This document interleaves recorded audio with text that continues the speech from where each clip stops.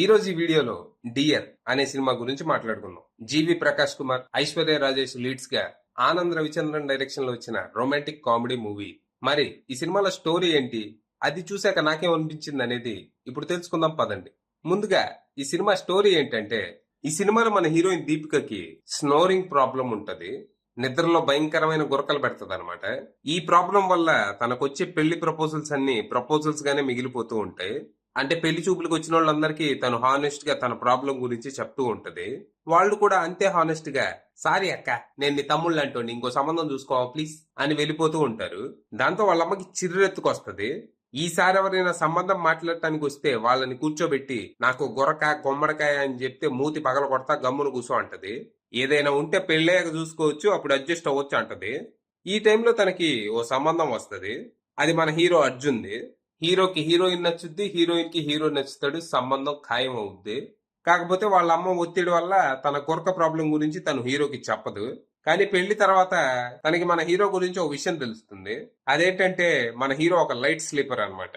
అంటే మీరు pin drop silence విని ఉంటారు కదా, మనోడు ఆ పిన్ డ్రాప్ అయినా ఉలిక్కి పడలేస్తాడనమాట. మనోడు పడుకోవాలంటే సౌండ్ అనేది ఉండకూడదు. కాకపోతే పెళ్ళైన కొత్త కదా, ముందు ఎలాగోలా అడ్జస్ట్ అవుతారు. తర్వాత మెల్లిగా ఇద్దరి మధ్య గొడవలు మొదలవుతాయి. రోజులు గడిచే కొద్దీ అవి పెరిగి పెరిగి విడాకుల దాకా వస్తాయి. మరి ఆ తర్వాత ఏం జరిగింది? వీళ్ళ ప్రాబ్లం కి సొల్యూషన్ విడాకులేనా, లేకపోతే వేరే ఆప్షన్ ఏదైనా ఉందా? ఉంటే అదేంటి? మరి చివరికి ఏమైంది? ఇద్దరూ కలిసి ఉండే మార్గం వెతుక్కున్నారా, లేకపోతే విడిపోవటం సులువు అనుకున్నారా? ఇలాంటి క్వశ్చన్స్ ఆన్సర్స్ మీరు సినిమా చూసి తెలుసుకోవాలి. ఇక ఈ సినిమా చూసాక నాకేమనిపించిందంటే, చూసినంతసేపు బానే ఉందనిపించింది, కానీ సినిమా అయిపోయాక అసలు ఇందులో ఏముంది అనిపించింది.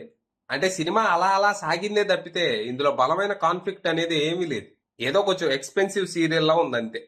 అంటే సినిమా ఫస్ట్ హాఫ్ లో ఏమో ఓ కొత్తగా పెళ్లైన జంట గురక ప్రాబ్లం వల్ల ఎలాంటి ఇబ్బందులు ఫేస్ చేశారు అనేది చూపిస్తారు. కానీ సెకండ్ హాఫ్ లో సినిమా ఈ టాపిక్ వదిలేసి ఎటు నుంచి ఎటేటో వెళ్ళిపోద్ది. అంటే వాళ్ళు అనుకున్న ఐడియాతో ఒక మంచి షార్ట్ ఫిలిం తీయొచ్చు. ఆ ఐడియాని 2 గంటల సినిమాగా ఎక్స్పాండ్ చేయాలంటే చాలా సాగదీయాలి. ఎలాగోలా ఐడియాని బేస్ చేసుకుని ఫస్ట్ హాఫ్ లాక్కొచ్చేశారు. కానీ ఆ తర్వాత వాళ్ళకు కూడా అర్థమైపోయినట్టుంది ఇంకా సాగ తీయలేమని. దాంతో ఆ గొరక టాపిక్ ని పక్కన పడేసి ఏదో ఫ్యామిలీ గొడవలు మనస్పర్ధలు అంటూ సెకండ్ హాఫ్ లో టాపిక్ మార్చేశారు. దీని వల్ల ఏమైంది? అసలు డైరెక్టర్ ఏం చెప్దాం అనుకుంటున్నాడు, ఎందుకు చెప్దాం అనుకుంటున్నాడు, ఎవరికి చెప్దాం అనుకుంటున్నాడు అనేది నాకేం అర్థం కాదు. రైటింగ్ లో క్లారిటీ లేదు. సినిమాని స్టార్ట్ చేయటం, మనం ప్రేమించే వాళ్లలో లోపాలు ఉన్నంత మాత్రాన వాళ్ళని దూరం పెట్టుకోకూడదు అని మొదలెట్టి లాస్ట్ లో ఇక్కడ గుట్కా ఉయ్యరాదు, ఊస్తే 500 జరిమానా అంటే ఏమన్నా అర్థం ఉందా? ఇది కూడా నాకు అంతే అనిపించింది. ఇక సినిమాలో పర్ఫార్మెన్స్ విషయానికి వస్తే, అర్జున్ గా జీవి ప్రకాష్ కుమార్ ఓకే అనిపించాడు. అంటే సినిమాలో మోస్ట్లీ తనకి సింగిల్ ఎక్స్ప్రెషన్ ఉంటది. మరి ఆ క్యారెక్టరే అంతో, లేకపోతే ఆయనకు వచ్చిన యాక్టింగ్ అంతేనో మరి నాకు తెలీదు. ఇక దీపికగా ఐశ్వర్య రాజేష్ చాలా బాగా చేసింది. ఈ సినిమాకి హైలైట్ తనే. ఇక ఆ తర్వాత రోహిణి గారికి మంచి క్యారెక్టర్ పడింది, ఆమె కూడా చాలా బాగా చేశారు. ఇక హీరో అన్నయ్యగా చేసిన వెంకట్ కూడా మంచి పర్ఫార్మెన్స్ ఇచ్చాడు. ఇక సినిమాలో మిగిలిన తారాగణం అంతా ఎవరి క్యారెక్టర్ తగ్గట్టు వాళ్ళు బాగానే చేశారు. ఇక మ్యూజిక్ విషయానికి వస్తే, జీవి ప్రకాష్ కుమార్ ఇచ్చిన పాటలు, బ్యాక్గ్రౌండ్ స్కోర్ అట్టట్టా ఉన్నాయి. ఇక రైటర్ డైరెక్టర్ ఆనంద్ రవిచంద్రన్ విషయానికి వస్తే, ఆయన రైటింగ్ లో అంత బలం లేదు, అలాగే డైరెక్టర్ గా కూడా ఆయన విజన్ లో క్లారిటీ లేదు. ఏదో మొత్తంగా అలా ఓకే ఓకే అనిపించాడు. సో మీరు ఎప్పుడైనా ఖాళీగా ఉండి బోర్ కొడితే టైం పాస్ కోసం ఈ సినిమా పెట్టుకోవచ్చు. ప్రస్తుతానికి ఇది నెట్ఫ్లిక్స్ లో స్ట్రీమ్ అవుతుంది. ఇంట్రెస్ట్ ఉన్న వాళ్ళు అక్కడికి వెళ్ళిపోవచ్చు. అది విషయం.